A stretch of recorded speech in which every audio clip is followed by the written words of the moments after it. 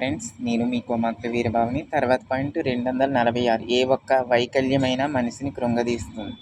మనకి ఏ చిన్న అవయలోపం ఉన్నా అది మనోవేదనకు గురి చేస్తుంది.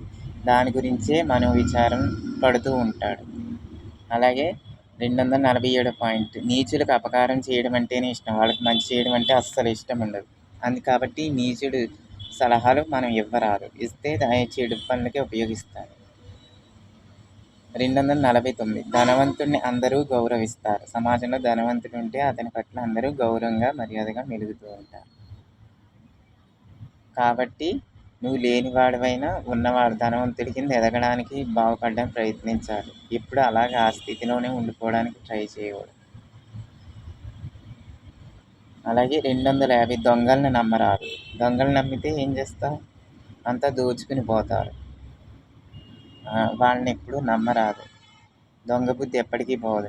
మిమ్మల్ని కూడా దొంగల కింద తయారు చేస్తారు. అది ఓకే ఫ్రెండ్స్, ఈ పాయింట్స్ నచ్చితే లైక్ చేయండి, షేర్ చేయండి, కామెంట్ చేయండి, సబ్స్క్రైబ్ చేయండి.